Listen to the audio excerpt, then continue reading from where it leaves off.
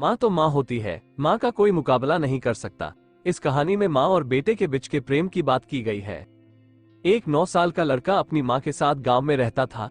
कल पास के गांव में मेला लगने वाला है।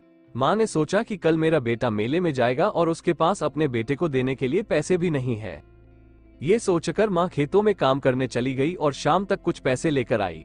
बेटा स्कूल से आकर बोला कि आज मैं खाना खाकर जल्दी सो जाता हूँ, क्योंकि मुझे कल मेले में जाना है। माँ ने कहा, अच्छा ठीक है बेटा, तुम जल्दी से सो जाओ। लड़का सुबह जल्दी उठ गया और माँ से बोला कि माँ मैं नहाने जा रहा हूँ, मेरे लिए नाश्ता तैयार रखना। माँ ने अपने बेटे के लिए गर्मा गर्म रोटी बनाई थी। चूल्हे पर दूध से भरा पतीला रखा था जो कि गर्म हो रहा था। जैसे ही गर्म होकर दूध में उबाल आया, माँ ने देखा कि पतीला पकड़ने के लिए कुछ भी नहीं है, तो उसने गर्म पतीला अपने हाथ से ही उठा लिया। माँ के हाथ जल गए।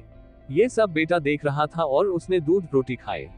माँ ने अपने बेटे को मेले में खर्च करने के लिए 20 रुपए दिए और बोला कि बेटा इससे कुछ खा लेना।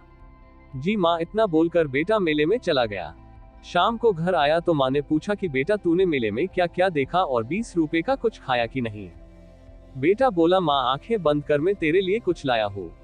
माँ ने अपनी आंखें बंद की तो बेटे ने गर्म बर्तन उठाने के लिए चिमटा खरीदा था। बेटे ने चिमटा माँ के हाथ में रख दिया और बोला, माँ अब तेरे हाथ नहीं जलेंगे।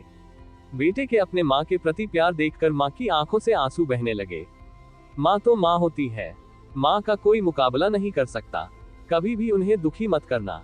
आपको सब कुछ मिल सकता है पर माँ दोबारा नहीं मिल पाती। इसलिए हमें अपनी माँ का सम्मान करना चाहिए और उनकी सेवा करनी चाहिए।